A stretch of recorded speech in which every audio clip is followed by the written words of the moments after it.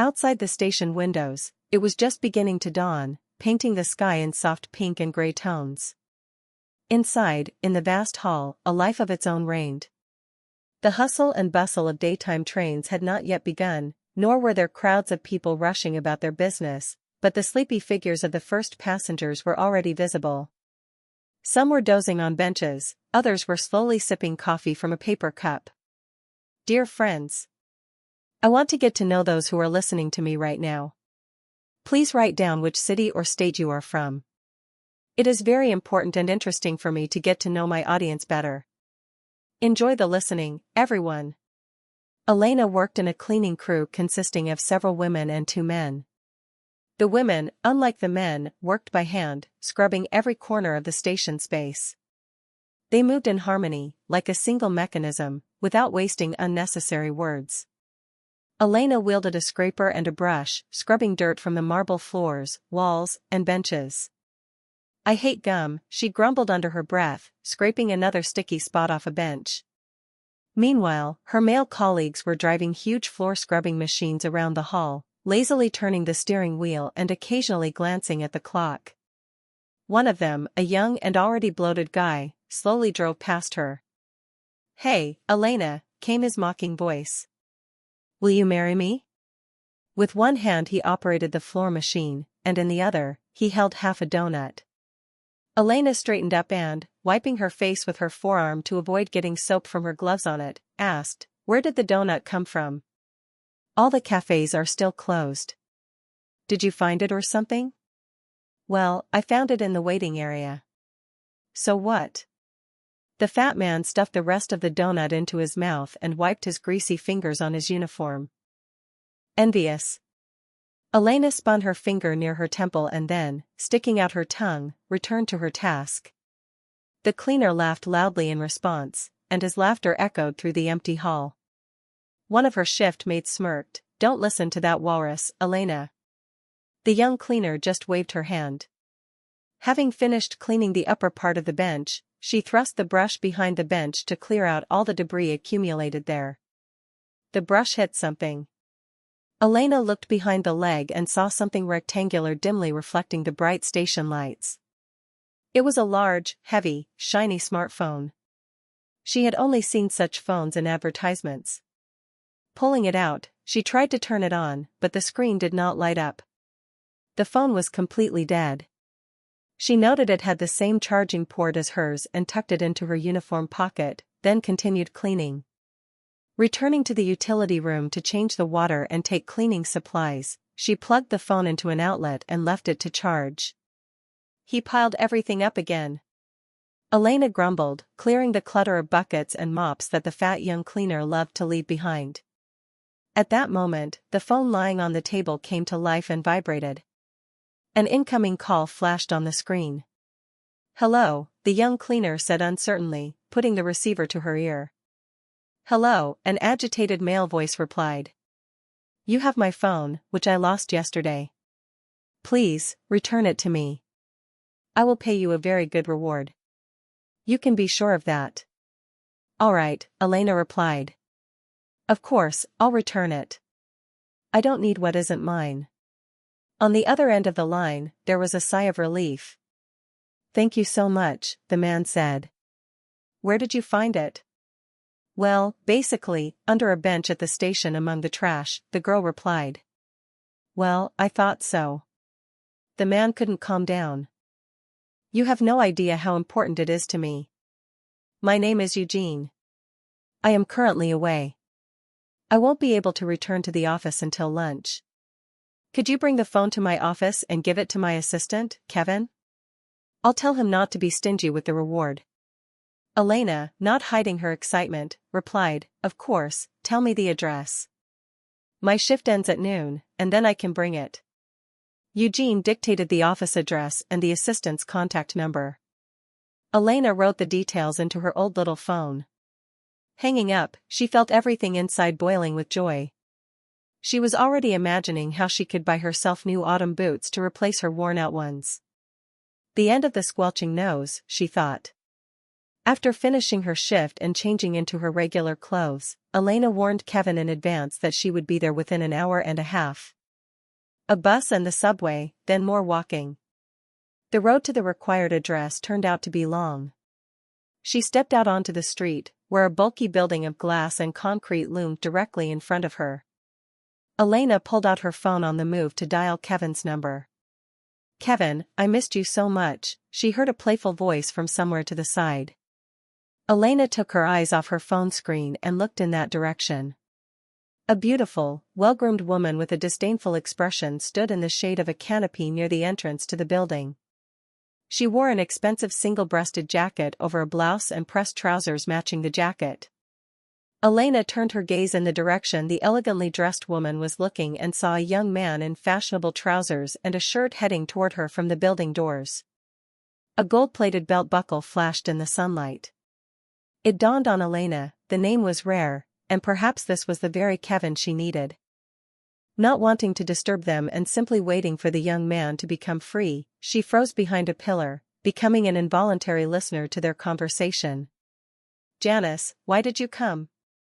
What if someone sees?" Kevin said somewhat nervously. "He's on a business trip." Janice pressed herself against Kevin. "I can't wait any longer. I'm all on fire when I see you. My soul, just not here." Kevin tried to pull the woman away from him, changing the subject. "By the way, he called recently, can you imagine? Our glorious Eugene, who is never wrong, lost his phone. Some scrub from the station found it.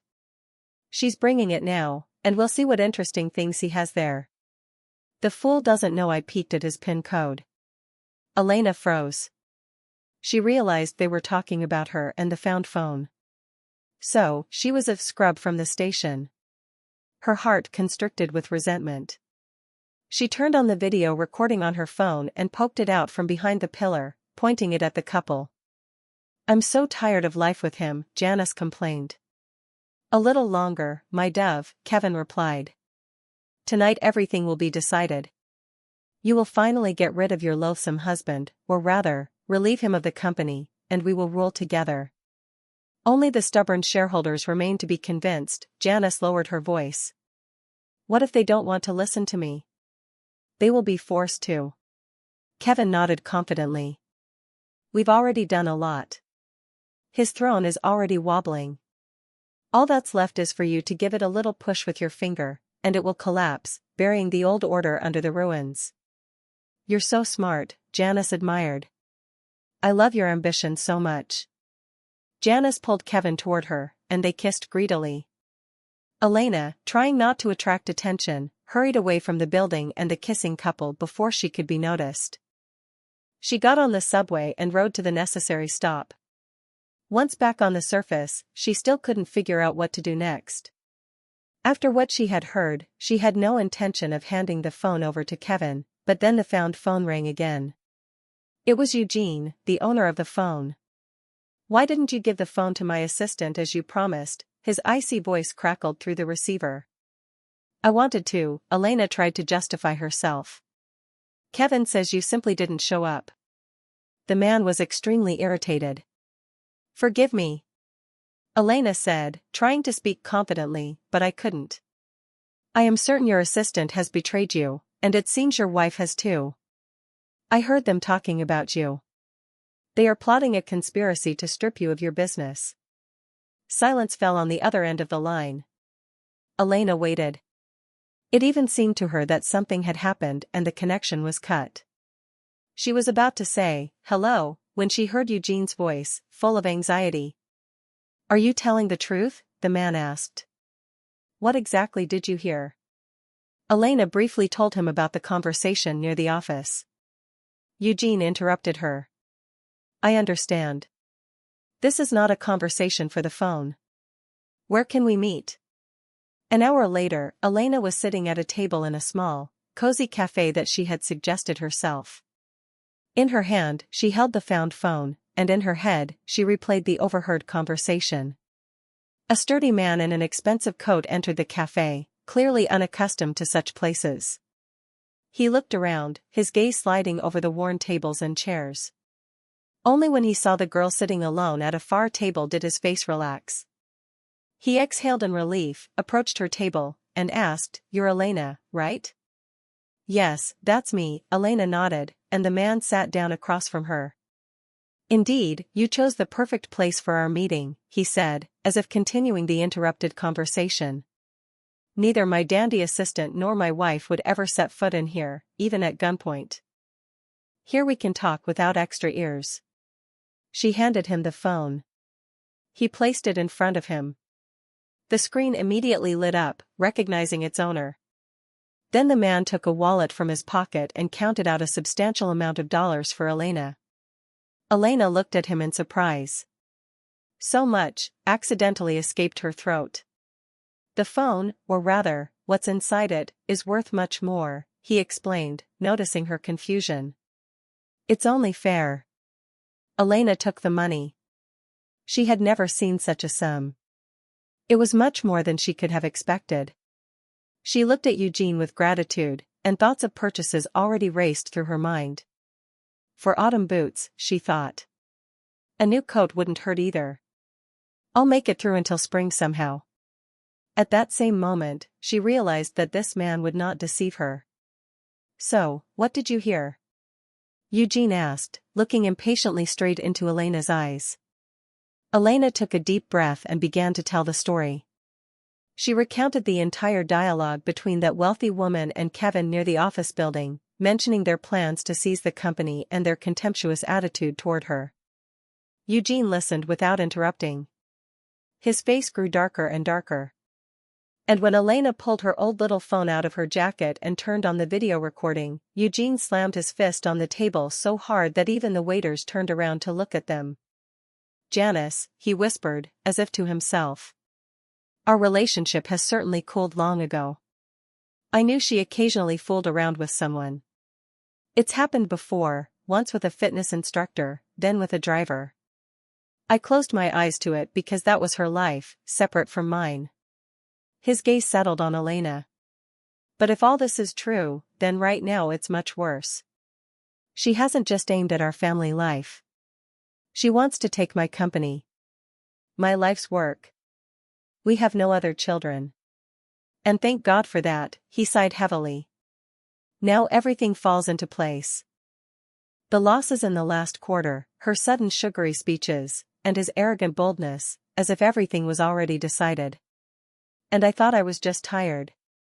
He ran a hand over his short-cropped hair, as if trying to get rid of bad thoughts. Elena listened to him, and something warm grew in her chest, sympathy, understanding. She didn't see a rich man, but an exhausted, lonely person betrayed by those closest to him. He was just like her, only in his own larger-scale world. "Today at 5 o'clock, I have a board of directors meeting. I must stop them." His voice became firm. "But I have no evidence other than your words. Elena, you are my only weapon. I need your help. You can be my witness. Please don't refuse. In exchange, I am ready to pay you an amount that will solve all your financial problems." I'm just..." Elena was flustered. "It doesn't matter who you are, your voice is what matters. I want you to speak at the board meeting," he said. "Tell them what you heard. It's the only chance to expose the villains. And most importantly, they won't expect it." Elena swallowed. Money in her dire situation wouldn't hurt, and here was such an opportunity. "Well, let's try," she agreed hesitantly. Eugene's eyes lit up. He stood up abruptly. "We only have a couple of hours. Let's go to a store, we need to dress you seriously." Elena looked at her clothes with anxiety. "Why do I need your clothes? I'm dressed decently. Jeans, a t-shirt, a jacket." She tried to joke it off, but her voice trembled. "Elena," Eugene said with a kind smile. "I understand that's the fashion now, but with all due respect to your ripped jeans and worn jacket, we are not going to a youth club, we are going to a corporate board meeting. And they are unlikely to take us seriously if you show up looking like that." Elena sighed. She knew he was right. He brought her to an expensive boutique where they selected an elegant business suit for her. When Elena let down her hair, which had been gathered in a simple bun, and applied lipstick, Eugene froze in admiration. "You are incredibly beautiful, Elena," he said. "I hope you hear that often." "Thank you," she replied softly, her cheeks flushing. Looking at herself in the mirror, she saw herself as if in a parallel reality, a confident, strong woman. Even the dandy Kevin wouldn't have the nerve to call her a scrub from the station now. By 5 o'clock, Eugene and Elena arrived at the office building. She felt awkward in the expensive suit, but remembering that this would not last long and that the promised reward, which would alleviate her dire financial situation, awaited her, she straightened her back and stood beside the determined head of the company. Eugene looked composed and calm, but Elena could feel how tense his shoulders were. "Follow right behind me," he said to her quietly. "Don't speak to anyone, just stay close. I will handle everything and then give you the floor." They entered the building and headed for the elevator. When the doors opened, a spacious boardroom appeared before her, where everything from the massive table to the expensive chairs seemed to scream of power and wealth. Elena felt small and inconspicuous in this world. Seated at the massive table were men in expensive suits, and among them were Janice and Kevin. Seeing the newcomers enter, both froze, a flicker of confusion crossed Kevin's face, which he immediately masked. But Janice could not suppress a disdainful smirk. The meeting had already begun. At the head of the table sat an elderly man, the chairman of the board. Seeing them, he motioned for them to take the vacant seats.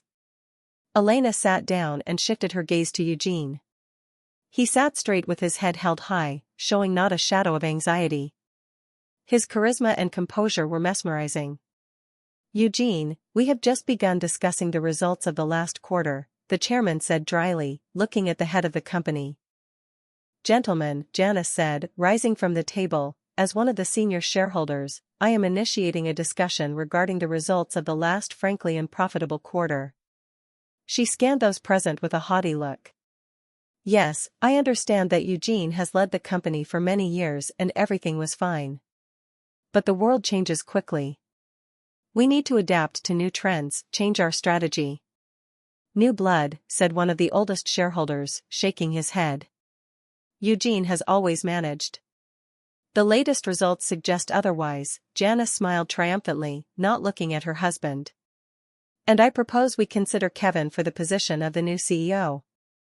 Young, ambitious, and most importantly, experienced." Having finished, she sat down, casting an adoring look at Kevin. Eugene stood up, and silence fell over the room. Elena watched him with admiration. He was so calm, so self-assured, that her fear began to recede. "Esteemed shareholders." His voice was firm. "The losses of our company are not my mistake, but the result of sabotage. Kevin, as my assistant, had access to all financial documents. Are you trying to say I'm guilty?" Kevin laughed loudly, standing up. "Eugene, don't try to shift your blame onto others. You are currently the head of the company. You bear the primary responsibility, which means you are guilty of the decline in revenue." "Yes, I bear responsibility for everything that happens in my company," Eugene replied. "And therefore, it is my duty to find the cause of our losses. And I have found the culprits." He turned to Elena and pointed at her. "This woman is a living witness to the conspiracy between my assistant and my wife against the company." The shareholders looked at Elena with disbelief. Kevin and Janice smirked. "You brought a station scrub here to tell us fairy tales?" Kevin said contemptuously. "Gentlemen, do you believe her?" Elena felt her cheeks burn with resentment. She stood up next to Eugene, barely reaching his shoulder. She was terrified, but she met his eyes and seemed to be ignited by his confidence. "I can prove my words." Her voice sounded unexpectedly firm.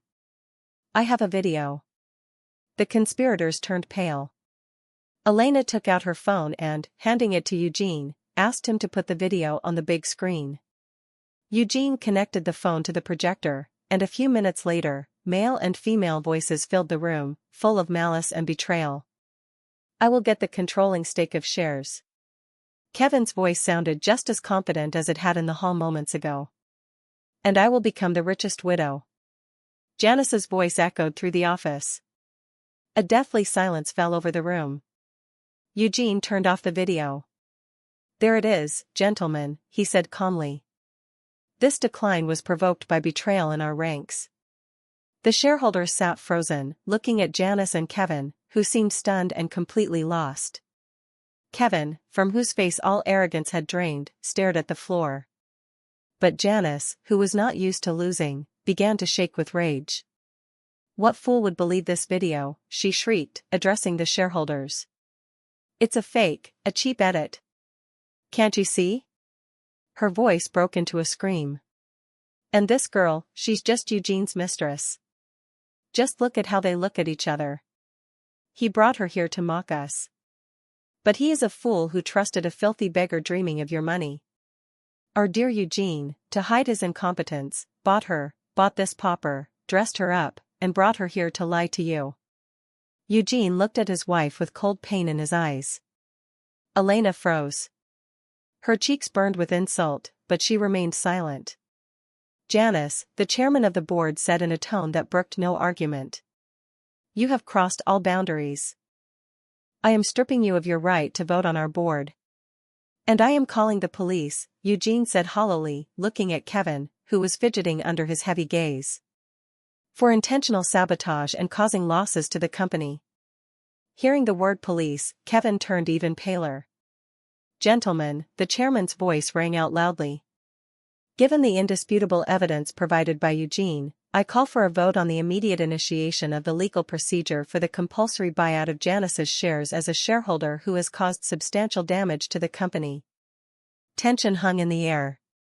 Everyone present, except Janice and Kevin, raised their hands. Unanimous, announced the chairman. Janice, you are stripped of all your rights in this company. Janice sobbed in shock, but no one paid her any attention. Realizing all was lost, she ran out of the hall. Kevin, hunched over, backed toward the door, but someone blocked his path. And one more question, gentlemen, the chairman continued. Who is in favor of Eugene continuing to hold the position of CEO? Every hand, including the chairman's, rose again. Elena, holding her breath, watched the scene unfold. She had only seen things like this in the movies. Right before her eyes, justice had triumphed. When the meeting ended and the doors closed behind Kevin, who was escorted out by security, and the sobbing Janice, Eugene invited Elena into his private office. The tension that had gripped the poor girl finally ebbed away, and Elena felt her knees buckle from exhaustion. She quietly sat down in one of the chairs, watching as Eugene paced the office. He closed his eyes and exhaled deeply, as if dropping an incredibly heavy burden from his shoulders. Elena, he said, opening his eyes. If it weren't for you, I would have lost everything. I want to thank you for your help, your courage, and your honesty. He handed her a folder of documents that the secretary had brought in a few minutes prior. Elena took it with surprise. This is your job application for my company. I am offering you the position of personal assistant. Elena looked at him in disbelief. But I don't have a college degree. I'm just. Her voice trembled. I know who you are, Elena, Eugene said confidently. I know what kind of person you are. I saw how you carried yourself. You are smart, brave, and I need exactly that kind of assistant by my side. You know the most important thing, how to be honest. And as for the rest, you will learn everything. I am sure of it. Seeing her hesitation, he leaned closer to her and continued, and that's not all. I am prepared to pay for your tuition at any university you choose. You can get whatever education you see fit, and I will help you with the selection. Elena remained silent. Her mind could not process everything that had happened over the last few hours. From the dismal work of a cleaner to an offer to become the personal assistant to the head of a company and receive a university education. She looked at him, and tears welled up in her eyes. In that moment, she saw not a wealthy businessman, but a person extending a hand of friendship and believing in her. Of course, I accept, she whispered, her heart pounding with excitement. Eugene smiled and reached out his hand. Elena shook it gently. In their touch, there was a sense of not just a business partnership, but something more. Elena's story, which began in the dust of a train station, was now continuing in a gleaming office full of new opportunities. And please, write down if you liked my story, and be sure to subscribe to our channel. A new story will be released here in just a couple of days. Don't miss it.